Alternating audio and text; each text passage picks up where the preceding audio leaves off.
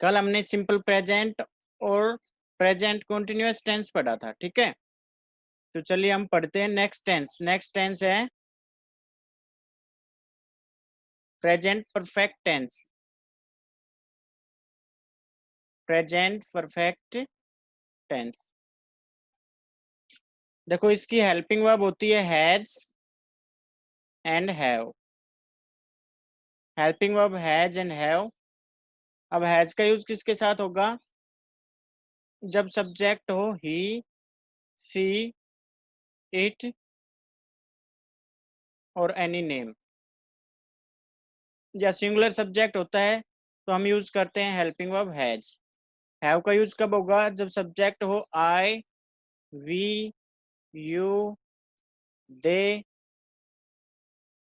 या plural subject है तो हम किसका यूज करते हैं? हैव का यूज करते हैं, ठीक है। ये तो बात थी हेल्पिंग वर्ब की। अब अगर हम बात करें मेन वर्ब की, तो मेन वर्ब क्या यूज होती है? वर्ब की थर्ड फॉर्म। देखो परफेक्ट टेंस कितने होते हैं? 3 होते हैं। Present perfect, past perfect and future perfect. 3 perfect tense है। तीनों में किसका यूज होगा? वर्ब की थर्ड फॉर्म का। देखो मैंने आपको बताया था 6 कॉन्टिन्यूअस टेंस में किसका यूज होता है? V1 प्लस ING का यूज होता है, जो 6 कॉन्टिन्यूअस टेंस है।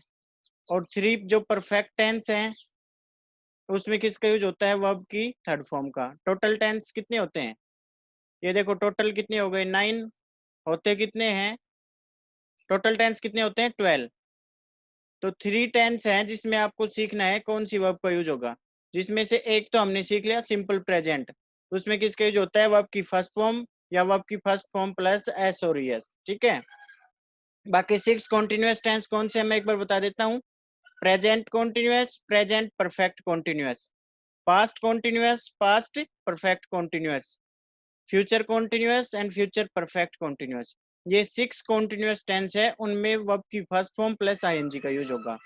3 परफेक्ट टेंस कौन से है? Present perfect, past perfect and future perfect. ये 3 परफेक्ट टेंस है जिसमें वर्ब की थर्ड फॉर्म का यूज होगा, ठीक है। तो जो प्रेजेंट परफेक्ट टेंस है उसमें मेन वर्ब क्या होगी? वर्ब की थर्ड फॉर्म V3 का यूज होगा, ठीक है। अब इनके स्ट्रक्चर देख लेते हैं। स्ट्रक्चर सबसे पहले इंटेरोगेटिव सेंटेंस का। इंटेरोगेटिव सेंटेंस में पहले हम लिखेंगे हैज या हैव, यानी पहले हेल्पिंग वर्ब लिखेंगे, देन सब्जेक्ट। और जो हेल्पिंग वर्ब है वो किसके अकॉर्डिंग होगी? सब्जेक्ट के अकॉर्डिंग। अगर सब्जेक्ट ही, सीट और एनी नेम है तो हैज लिखेंगे। अगर सब्जेक्ट आई, वी, यू, दे या प्लूरल है तो हैव लिखेंगे। उसके बाद V3 वर्ब की थर्ड फॉर्म, देन ऑब्जेक्ट, और अगर कोई एक्स्ट्रा वर्ड है तो एक्स्ट्रा वर्ड और क्वेश्चन मार्क, ठीक है। ये इंटेरोगेटिव सेंटेंस था। अगर WH वर्ड भी है इसमें तो हेल्पिंग वर्ब से पहले WH वर्ड लिख देंगे, ठीक है। पॉजिटिव सेंटेंस की बात करें तो पहले सब्जेक्ट आएगा पॉजिटिव सेंटेंस में, उसके बाद हेल्पिंग वर्ब हैज या have according to subject, then V3, उसके बाद ऑब्जेक्ट और एक्स्ट्रा वर्ड, ठीक है। पहले सब्जेक्ट, फिर हैज या हैव, फिर वर्ब की थर्ड फॉर्म, फिर ऑब्जेक्ट, देन एक्स्ट्रा वर्ड। अगर बात करें नेगेटिव सेंटेंस की तो नेगेटिव सेंटेंस में भी पहले सब्जेक्ट आएगा, उसके बाद हैज या हैव, हेल्पिंग वर्ब लगा देंगे according to subject, then not. Negative sentence में किसका यूज करेंगे? नॉट का यूज करेंगे। उसके बाद V3 वर्ब की थर्ड फॉर्म, देन ऑब्जेक्ट, और अगर कोई एक्स्ट्रा वर्ड है वो, एंड फुल स्टॉप। क्लियर है? इंटरोगेटिव सेंटेंस में पहले हेल्पिंग वर्ब फिर सब्जेक्ट आएगा। पॉजिटिव और नेगेटिव में पहले सब्जेक्ट देन हेल्पिंग वर्ब, ठीक है। चलिए एग्जांपल देख लेते हैं। जैसे एग्जांपल, मैं ये सेंटेंस बोलूं कि मैं पढ़ा रहा हूं, इसका मतलब ये काम अभी चल रहा है, और काम चल रहा है तो इसका मतलब प्रेजेंट कॉन्टिन्यूअस टेंस है। तो जो काम चल रहा है वो कभी ना कभी कंप्लीट भी होगा, और जैसे ही काम कंप्लीट होगा तो हम किसका यूज करते हैं? प्रेजेंट परफेक्ट टेंस का यूज करते हैं। काम कंप्लीट हो गया तो प्रेजेंट परफेक्ट टेंस का यूज करेंगे। अब जैसे मैं ये कहूं क्या आप पढ़ा रहे हो, तो इसका मतलब ये कॉन्टिन्यूअस टेंस है क्योंकि इसमें काम चल रहा है। और अगर आप ये पूछे क्या आपने पढ़ा दिया या क्या आप पढ़ा चुके, तो इसका मतलब काम कंप्लीट हो गया। तो यहाँ पे हम किसका यूज करेंगे? प्रेजेंट परफेक्ट टेंस का यूज करेंगे। क्लियर है? अगर मेरी आवाज आ रही है तो एक बार थम्स अप का साइन दो। तमन्ना, धैर्य, Mayank, Nakul, okay thank you. तो क्या आपने पढ़ा दिया, आपने ये सेंटेंस बोला, या क्या आप पढ़ा चुके, एक ही बात है। तो ये क्वेश्चन वाला सेंटेंस है। सबसे पहले हम क्या लिखेंगे? हैज या हैव। अब सब्जेक्ट क्या है? यू। हम सामने वाले से बात कर रहे हैं तो सब्जेक्ट क्या होता है? यू। तो यू के साथ हैव, पहले हमने हैव लिख दिया। उसके बाद सब्जेक्ट, सब्जेक्ट क्या है? यू। देन V3 वर्ब की थर्ड फॉर्म। पढ़ाना क्या होता है? टीच। और टीच की थर्ड फॉर्म क्या होती है? टोट। तो हैव यू टोट और क्वेश्चन मार्क। हैव यू टोट, क्या आपने पढ़ा दिया। अब अगर मैं पॉजिटिव सेंटेंस में आंसर दूं इसका कि हाँ मैंने पढ़ा दिया, तो मैंने पढ़ा दिया तो सब्जेक्ट क्या होगा? मैं, आई। पहले सब्जेक्ट लिख दिया, उसके बाद हैज या हैव। तो आई के साथ किसका यूज होता है? अभी हमने देखा था आई के साथ हैव का यूज होता है। तो आई हैव और वर्ब की third form, I have taught, मैंने पढ़ा दिया। अब नेक्स्ट देखो, अगर नेगेटिव सेंटेंस बनाए तो नेगेटिव सेंटेंस का स्ट्रक्चर ये है। सेम पॉजिटिव सेंटेंस का जो स्ट्रक्चर होता है वही नेगेटिव का होता है। डिफरेंस क्या है? हमें हेल्पिंग वर्ब के बाद नोट लगाना होता है। अब अगर मैं ये सेंटेंस बोलूं कि मैंने नहीं पढ़ाया है, तो आई, उसके बाद हेल्पिंग वर्ब हैव, और उसके बाद क्या लगाएंगे? नॉट और वर्ब की third form, I have not taught. Clear है? ये तो हमने जो हेल्पिंग वर्ब हैव थी उसका यूज करके सेंटेंस बनाया है। अब अगर हम सेंटेंस बनाए हैज का यूज करके, जैसे मैं ये कहूं कि क्या उसने लिख लिया, तो क्या उसने लिख लिया इसका मतलब हमने पूछा है कि क्या उसने ये काम पूरा कर लिया क्या। तो कैसा सेंटेंस है? इंटेरोगेटिव सेंटेंस है। तो क्या उसने लिख लिया इसका मतलब हम थर्ड पर्सन की बात करें हैं। तो सब्जेक्ट क्या होगा? या तो ही या सी। तो पहले हेल्पिंग वर्ब लिखेंगे हैज, ही या सी के साथ किसका यूज होता है? हैज। अगर हम लड़के की बात कर रहे हैं तो ही लिख देंगे, और अगर लड़की की बात कर रहे हैं तो सी लिख देंगे। हैज, ही, और फिर वर्ब की थर्ड फॉर्म, राइट की थर्ड फॉर्म क्या होती है? Written. Has she written and question mark. Has she written या हैज ही रिटन। अगर पॉजिटिव सेंटेंस बनाए कि उसने लिख लिया, तो ही या सी, लड़की है तो सी, उसके बाद हेल्पिंग वर्ब हैज और वर्ब की third form, he has written या सी हैज रिटन। अगर नेगेटिव सेंटेंस बनाए उसने नहीं लिखा है, तो ही या सी, उसके बाद हैज, फिर नॉट और written, he has not written या सी हैज नॉट रिटन। तो आई होप आपको क्लियर हो गया होगा। अगर ये समझ में आ गया है आपको तो एक बार थम्स अप का साइन दो। अगर आपका कोई कंफ्यूजन है, आपको कुछ पूछना है तो रेज हैंड करो अभी। गौरांश अनम्यूट करो आप। हाँ अनम्यूट हो, बोलो जल्दी से।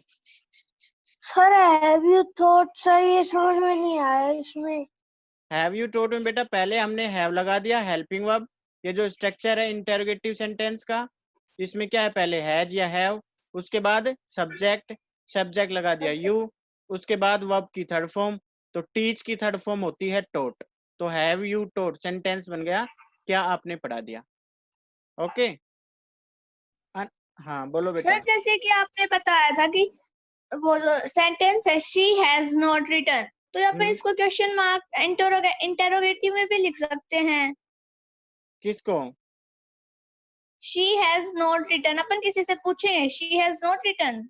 अच्छा, नेगेटिव और इंटेरोगेटिव दोनों हो यस सर। कि क्या उसने नहीं लिखा है, तो इसमें यस क्वेश्चन भी सर। है और नेगेटिव भी है। तो आपको क्या करना है? सब्जेक्ट के बाद नोट लगा देंगे। देखो ऐसा सेंटेंस जिसमें क्वेश्चन भी है और नेगेटिव है, उसका स्ट्रक्चर क्या होता है? पहले हेल्पिंग वर्ब लिखेंगे, ठीक है, हैज या हैव, उसके बाद सब्जेक्ट, और सब्जेक्ट के बाद क्या लगा देंगे, नोट लगा देंगे, और फिर वर्ब की third form, then object and extra word and question mark. अब ये जो सेंटेंस आप बता रहे हो ये लिखें तो पहले क्या होगा, हैज, उसके बाद सी, देन नोट और रिटन। ठीक है अनामिका? Okay sir. अब ये हो गया इंटेरोगेटिव प्लस नेगेटिव। ठीक है, यस सर। चलिए अब नेक्स्ट देखते हैं, नेक्स्ट टेंस। नेक्स्ट टेंस है प्रेजेंट परफेक्ट कॉन्टिन्यूअस टेंस।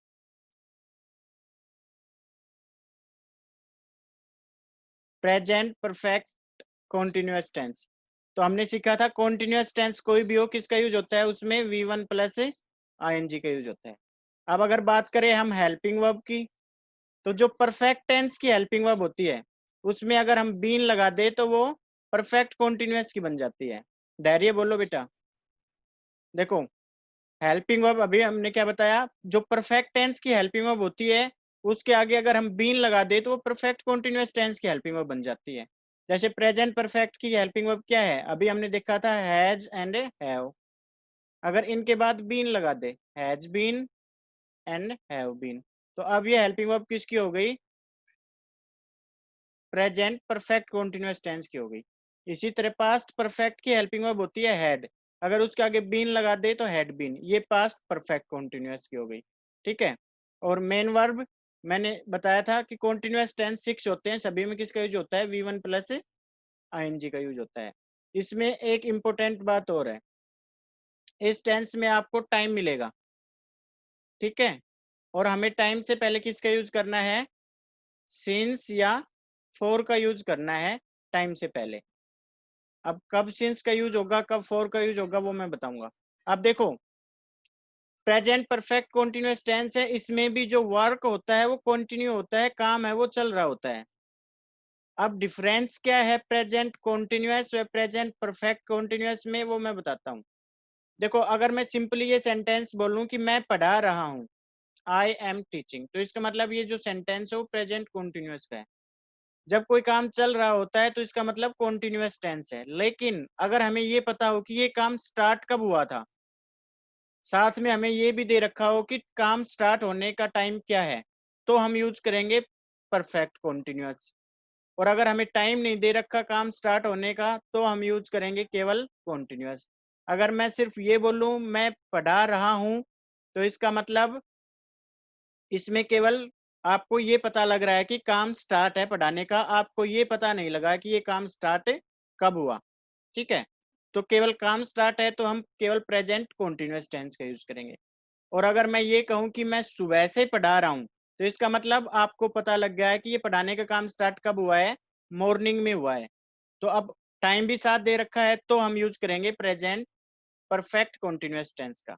ठीक है, अब हम बात करते हैं सिंस फोर की। अब सिंस का यूज कब होता है और फोर का यूज कब होता है, अगर आप ग्रामर बुक में देखोगे तो आपको दिया हुआ मिलेगा पॉइंट ऑफ द टाइम के लिए तो सिंस का यूज होगा, और पीरियड ऑफ द टाइम के लिए फोर का यूज होगा। ठीक है, ये कंफ्यूजिंग है, आपको पता भी नहीं लगेगा क्या पॉइंट है क्या पीरियड है। आपको सिंपल सा तरीका बता देता हूँ, अगर नेम ऑफ द टाइम दिया हुआ है, अगर समय का नाम दिया हुआ है, नेम दिया हुआ है, तो हम यूज करेंगे सिंस। और अगर काउंटिंग दी हुई है, काउंटिंग ऑफ द टाइम दिया हुआ है, तो हम यूज करेंगे फोर का। अब एग्जाम्पल देखो, अब अगर आपको दे रखा है मॉर्निंग, तो ये काउंटिंग नहीं है, क्या है, ये नेम है एक, तो इसके साथ किसका यूज करेंगे, सिंस का यूज करेंगे। अगर आपको दे रखा है इवनिंग, तो किसका यूज करेंगे, सिंस का यूज करेंगे। अगर दे रखा है यस्टरडे, तो किसका यूज करेंगे, सिंस का यूज करेंगे। अगर जो वॉच में टाइम होता है जैसे 8 o'clock, तो 8 o'clock का मतलब ये फिक्स टाइम है, घड़ी का नाम है, घड़ी के टाइम का, ये काउंटिंग नहीं है, तो इसके साथ भी सिंस 8 o'clock। सिंस 3 o'clock या सिंस 8 PM या सिंस 8 AM। तो AM PM या ओ क्लॉक दे रखा है तो इसका मतलब हमें सिंस का यूज करना है। फॉर का यूज कब करेंगे? जब काउंटिंग, जैसे ये दे रखा हो 3 hours, तो इसका मतलब अब 3 hours 3 घंटे, ये क्या है? काउंटिंग दे रखी है आवर्स की। 2 minutes, तो ये क्या है? काउंटिंग है। इसमें दे रखा हो 3 days, तो इसका मतलब ये डेज की काउंटिंग है। तो हम किसका यूज करेंगे? 4 का यूज करेंगे। फिक्स, अगर कोई ईयर का नाम दे रखा हो जैसे 2019, तो इसका मतलब ये ईयर, फिक्स जो ईयर है उसका नेम है, तो हम सिंस का यूज करेंगे। और अगर दे रखा हो 5 years, तो इसका मतलब ये काउंटिंग है, अब हम 4 का यूज करेंगे। क्लियर हो गया? इसके अलावा द लास्ट और उसके बाद जैसे द लास्ट वीक या लास्ट डे, लास्ट से पहले द का यूज हो तो भी हम 4 का यूज करेंगे। और अगर केवल लास्ट वीक दे रखा है, इससे पहले द का यूज नहीं है, तो हम सिंस का यूज करेंगे। ठीक है? अगर लास्ट से पहले द का यूज है तो हम किसका यूज करेंगे? 4 का यूज करेंगे। और अगर द का यूज नहीं है तो हम किसका यूज करेंगे? सिंस का यूज करेंगे। इसके अलावा रूल क्या है काउंटिंग का? अब एग्जाम्पल देखते हैं, उससे अच्छे से क्लियर हो जाएगा। सबसे पहले इसके स्ट्रक्चर देख लेते हैं। इंटेरोगेटिव सेंटेंस का स्ट्रक्चर क्या होगा? पहले हैज या हैव लिखेंगे, उसके बाद सब्जेक्ट, उसके बाद बीन। देखो, जब दो वर्ड की हेल्पिंग वर्ब होती है जैसे हैज बीन और हैव बीन, तो जो सब्जेक्ट है वो दोनों के बीच में आता है इंटेरोगेटिव सेंटेंस में। तो हैज या have plus subject then been, उसके बाद V1 plus ING then object. और एक्स्ट्रा वर्ड है वो लिख देंगे, या सिंस 4 प्लस टाइम। ठीक है? और क्वेश्चन मार्क। अब पॉजिटिव सेंटेंस की बात करें तो पहले सब्जेक्ट आता है पॉजिटिव सेंटेंस में, उसके बाद हैज या have plus been, V1 plus ING plus object या कोई एक्स्ट्रा वर्ड है वो, या सिंस 4 प्लस टाइम। अगर नेगेटिव सेंटेंस की बात करें, पहले सब्जेक्ट, उसके बाद हैज या हैव। अब नेगेटिव सेंटेंस में भी अगर दो वर्ड की हेल्पिंग वर्ब है तो नोट है वो दोनों के बीच में आता है, तो पहले हैज हैव लिखेंगे, उसके बाद नोट देन बीन। ठीक है? हैज बीन और हैव बीन के बीच में नोट का यूज करेंगे हम। उसके बाद V1 plus ING object then since 4 plus time. अब सेंटेंस देखो, अभी हमने सेंटेंस बोला था कि मैं सुबह से पढ़ा रहा हूँ। अगर ये इंटेरोगेटिव बनाना है, क्या आप सुबह से पढ़ा रहे हो, तो ये सेंटेंस कैसा है? इंटेरोगेटिव है। क्या आप सुबह से पढ़ा रहे हो, तो पहले हेल्पिंग वर्ब हैव, सब्जेक्ट क्या है? सामने वाले से बात करेंगे तो यू, हैव यू, उसके बाद बीन। ठीक है? Have you been. वर्ब क्या है? टीच, उसमें ING लगाएंगे। हैव यू बीन टीचिंग सुबह से, तो मॉर्निंग है, उससे पहले किसका यूज करेंगे? अभी हमने सीखा था सिंस का यूज करेंगे क्योंकि नेम दिया हुआ है। Have you been teaching since morning, have you been teaching since morning. Priya, Priya बोलो बेटा। सर ये कह रही थी सर सिंस का use day date month year time के लिए भी लगता है। हाँ, अगर नेम दिया हुआ है, जैसे संडे दिया हुआ है तो सिंस का यूज होगा। ठीक है? ठीक है सर। या डेट दी हुई है कोई 15 अगस्त, तो सिंस का यूज होगा। भव्या, भव्या अनम्यूट करो। हाँ, अनम्यूट हो। सर जैसे लास्ट वीक लास्ट मंथ के साथ क्या लगेगा आपने बताया था? सिंस का यूज Since होगा या बेटा, सिंस। और लेकिन अगर उससे पहले द का यूज है तो फोर तो का यूज फोर। होगा। ओके। ठीक है, अभिनव सर बोलो। हाँ, आपकी आवाज नहीं आ रही। सर पॉजिटिव और नेगेटिव के एग्जांपल बता दो। हाँ, वो अभी आगे हम सीख रहे हैं। ठीक है, शिवानी। अगर शिवानी, सर सन 2010 दे रखा है तो सर 4 होगा या सिंस? सिंस होगा बेटा। मैंने अभी एक एग्जांपल बताया था आपको 2019।